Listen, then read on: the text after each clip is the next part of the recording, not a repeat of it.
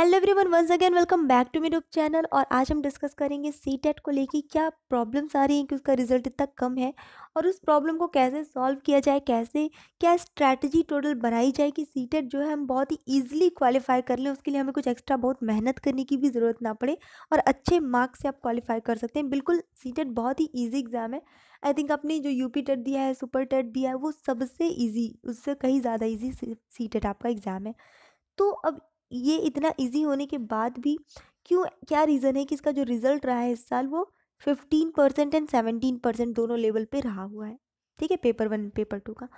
तो ये थोड़ी सी एक देखने वाली बात है कि लोग सीटेट की प्रिपरेशन, आप कहीं भी देखेंगे तो सीटेट की प्रिपरेशन मतलब दिलो जान से कर रहे हैं। इवन आफ्टर दैट रिजल्ट जो है वो इतने कम आ रहे हैं। तो कहीं न कहीं एक सही डायरेक्शन में प्रिपरेशन नहीं हो पा रही है। सीटेट के नाम पे बस मतलब जैसे ही सीटेट का नाम आता है तो आपके दिमाग में एक ही चीज़ चलती है, लैंग्वेज प्रिपेयर करनी है और आपका सीडीपी प्रिपेयर करना है, दैट मच। ठीक है, सीडीपी प्रिपेयर किया, चाइल्ड डेवलपमेंट एंड पेडागॉजी, ये आपने को करना है प्रिपेयर। अब यहाँ पे आप ज़्यादा फोकस करने लगते हैं कहीं ना कहीं चाइल्ड डेवलपमेंट में। तो अभी हमें पहले ये देखना है कि क्या पोर्शन ज़्यादा आता है सीटेट में। तो यहाँ पे आप देखिए, इसका सिलेबस हम थोड़ा सा देखेंगे। ये पेपर 1 का है और पेपर 2 को भी हम देखेंगे। तो पेपर 1 में अगर आप देखेंगे तो यहाँ चाइल्ड डेवलपमेंट से सिर्फ 15 क्वेश्चन आ रहे हैं।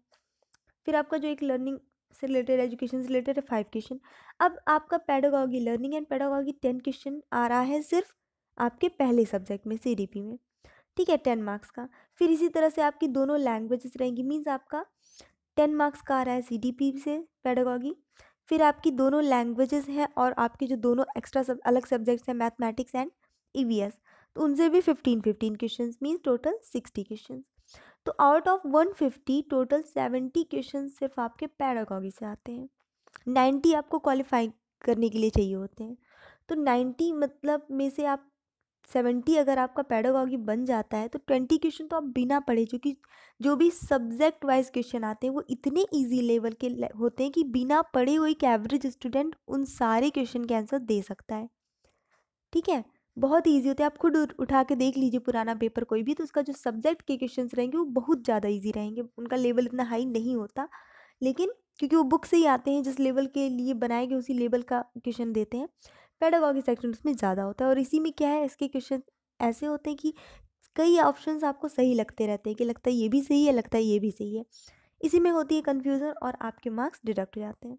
अब अगर बात करते हैं आपके जो जूनियर लेवल होता है, तो उसकी अगर बात करें तो यहाँ पर आपका जूनियर लेवल पे होता है आपका 10 मार्क्स का, तो आपका आएगा सीधे सीधे सीडीपी से। सिर्फ यहाँ पे पेडागॉजी सेक्शन की बात करी हूँ, बाकी फिर ये आपका 20 मार्क्स और भी है। ठीक है, इस तरह से अगर आप ऐड करें तो 30 मार्क्स आपका सीडीपी से है। फिर दोनों लैंग्वेज से 15 क्वेश्चन पेडागॉगी, मीन्स 30।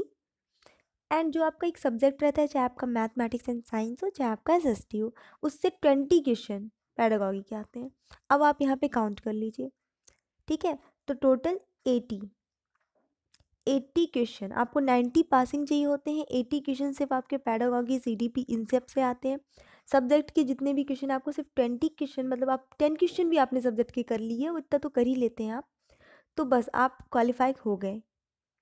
और 10 के आप 20, इधर आपके 10 मान लीजिए रॉन्ग भी हो गए, 70 ही सही हुए, तो इधर आप 20 क्वालिफाई कर लेंगे आराम से, और इतनी ही नहीं बल्कि इससे ज़्यादा मार्क्स लेकर आएंगे।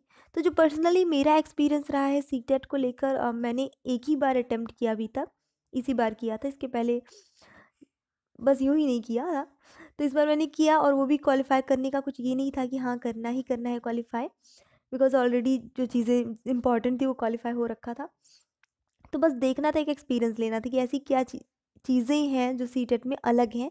तो यस, उसमें लैंग्वेज अलग है एंड चीज़ें बहुत ज़्यादा इजी हैं। जैसे आपने सुपर टेट दिया है तो उसमें 12th लेवल तक का है, बिल्कुल नहीं। आप पेपर उठा के देखिए, बहुत ही इजी लेवल का आता है। अब बात करते हैं हम प्रिपरेशन कैसे करें। जब आप प्रिपरेशन स्टार्ट करते हैं तो वहाँ पे आप क्या स्ट्रैटेजी स्टार्ट करते हैं, आप सीडीपी स्टार्ट करते हैं। लेकिन यहाँ पे आपको ध्यान रखना है, ये इतना टफ नहीं है, हम इसे बहुत ही ईजिली समझ सकते हैं, बहुत ही ईजिली, या फिर अपनी कॉमन सेंस का यूज़ करके सॉल्व कर सकते हैं सीडीपी के सारे क्वेश्चन। कुछ चीज़ें आपको ध्यान में रखनी होंगी, पढ़नी पड़ेंगी, कुछ चीज़ें आपको समझनी पड़ेंगी इसमें। अगर आपने समझ लिया एक जो बेसिक कॉन्सेप्ट होता है सीडी पेडागॉजी का, वो अगर आपने समझ लिया है तो बिल्कुल आपके लिए बिल्कुल कुछ भी नहीं रहेगी, बिल्कुल आपको लगेगा कि क्या है ये, तो हम आराम से कर सकते हैं। तो अब आपको वर्क किस पे करना है। प्रिपरेशन करना बड़ी बात नहीं है कि आप दिन रात लग के पढ़ रहे हैं तो आप बहुत प्रिपरेशन कर रहे हैं और आपका निकल ही जाएगा। स्मार्ट तरीके से प्रिपरेशन करना वो इम्पॉर्टेंट है। तो आपको अपना जो स्ट्रैटेजी बनानी है प्रिपरेशन की, अभी टाइम बहुत ज़्यादा है, आपको वर्क करना है, आपको सीडीपी पे पेडागॉजी सेक्शन पे बहुत ज़्यादा वर्क करना है। फिर चाहे वो आपके सारे लैंग्वेज, क्योंकि आपके संस्कृत भी अगर आप चूज़ करेंगे तो संस्कृत में भी पेडागॉजी के क्वेश्चंस 15 क्वेश्चंस आएंगे और वो संस्कृत लैंग्वेज से रहेंगे। ठीक है, तो इस पे आपको वर्क करना है। हर सब्जेक्ट की पेडागॉजी पे आपको यहाँ पे वर्क करना पड़ेगा। अगर आपने इसको क्लियर कर लिया, इस पे वर्क कर लिया है, फिर आप सब्जेक्ट छोड़िए। आपको अभी इतनी हिंदी, संस्कृत या इंग्लिश या ईवीएस मैथ तो आती ही है कि आप 20 क्वेश्चन तो आराम से सही कर ही लेंगे इन सारे सब्जेक्ट को मिलाकर। तो इस पे आपको वर्क नहीं करना है, ये एक एवरेज स्टूडेंट भी कर लेगा।